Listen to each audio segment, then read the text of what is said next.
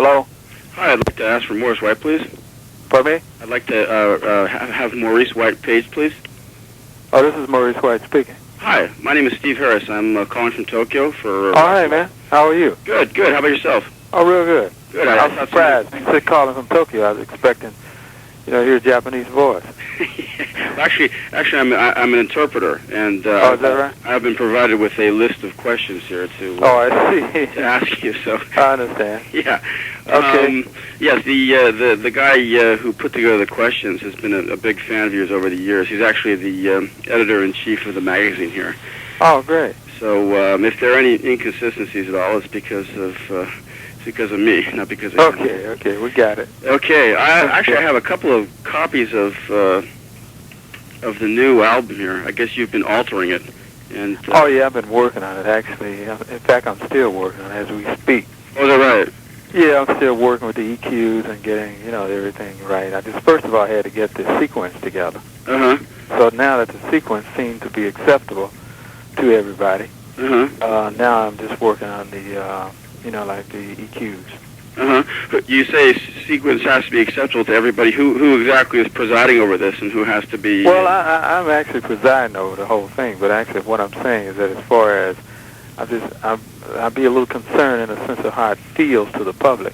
So I have to run tests on people, I'll like give a person a tape and let them check out the sequence and see how it feels to them, you know what I mean? Yeah. So I kind of like use that as a sounding board. This guy that put the questions together, he's actually very impressed with this. He's the type of guy who is a fan of your older stuff, your 70s stuff, and he sees this as a big return to that sort of spirit of that time. It's sort of a departure from the last two records or from your solo record. Is that a conscious attempt on your part? Yes, it is a conscious attempt.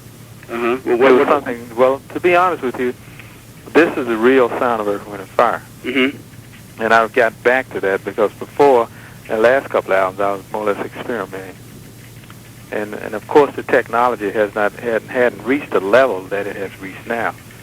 So utilization of the technology was like, I did the best that I could do, with what I had to work with. So now, the technology is to a point where it's usable and user-friendly. So consequently, it helped me to be able to capture both sides. I mean, this is digitally, this is a good album in a sense of digital meeting analog, you know what I mean? So the combination of both sides of the fence pretty much had a great blend. So the technology wasn't user-friendly enough for you to adopt it to your own Earth, Wind, and Style Fire thus far? Yeah, Earth, Wind, and Fire style. But now it is, Yeah, but it helped me to achieve that. But for example, on I guess the last one was Heritage, and then before that it was Touch the World. Yeah. There were major achievements on those albums too. I mean, they're good records, but in a sense, I just think I felt more in sync with this record because I wasn't rushed or anything. I just had time to do whatever I really needed to do to make it right. Yeah. How come you had that sort of time? You weren't under pressure to put out a new record, or what? What was it? No, it was all up to me. Like whenever I finished the record, because I think that's great to have an opportunity to be creative that way and been able to work in that type of arena. Yeah, and you say this is the real sound of Earth, Wind, and Fire. How would you characterize that? Could you elaborate? Well, what I'm saying when I say this is the real sound of Earth, Wind, and Fire is that we really wasn't trying to keep up with any trends.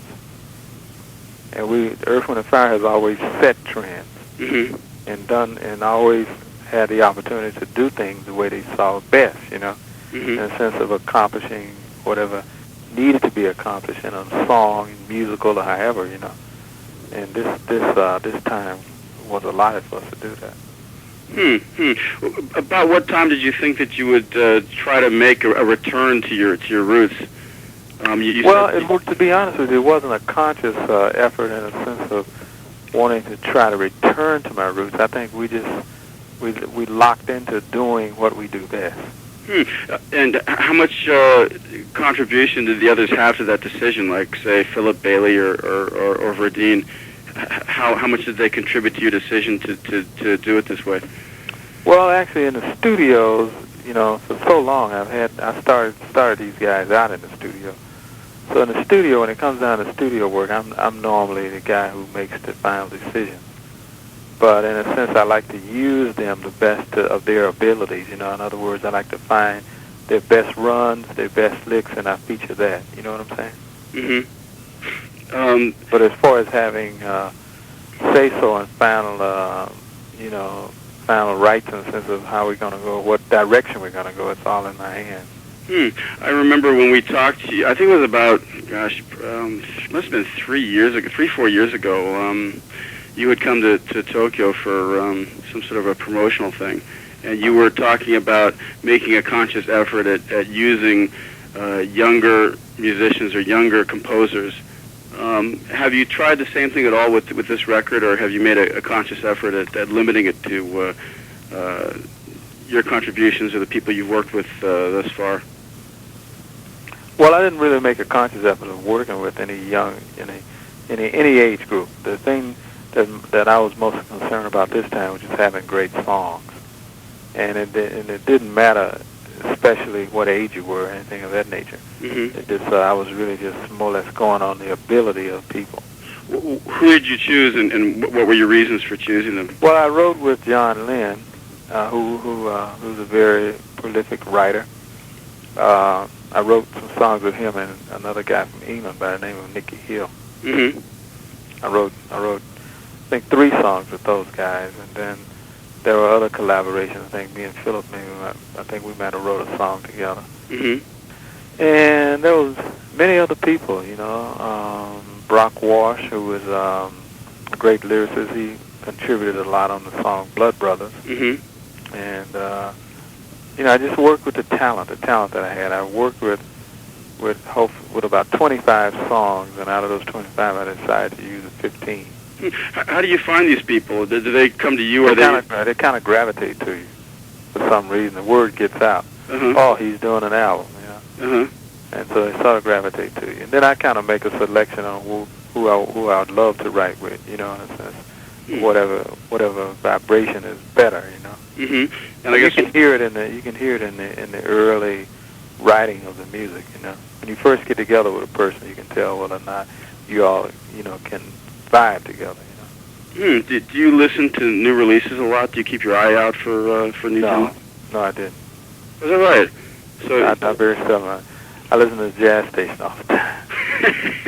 Because my roots are in jazz, you know. So yeah. I listen to music that I could appreciate, the normal top 40.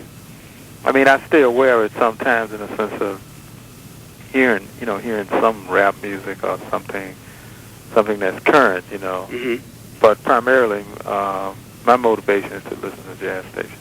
Mm-hmm. So you say these people gravitate to you, but I guess it's through connections then, through introductions? Yeah, through word of mouth and just some kind of way they make their way to you. Uh-huh. Do you stay in touch with many musicians? Do you socialize with people in the industry? Yeah, all the time. Uh-huh. Yeah. I guess being located in L.A., that's unavoidable. It's hard not to associate yourself with musicians. and one of the names that pops up on the record is Prince. Oh, yeah, what's he saying? Where'd he come from? Yeah. Well, what happened is that due to the fact Prince has been an old, he's been an icon over at Warner Bros. For such a long time. Mm. He's been there such a long time. Till he heard that we had signed with Warner Brothers. So due to the fact he said that we were one of his, he was a fan of Earth, Wind & Fire for such a long time. He wanted to contribute a song, so he wrote this song especially for us called Superhero. Mm-hmm. And the song deals primarily with discrimination. Mm-hmm. And I mean, when you really look at the song, you really check the lyrics, it's dealing with discrimination. Mm. So I found that subject matter in the song, of course, appropriate for what we were doing.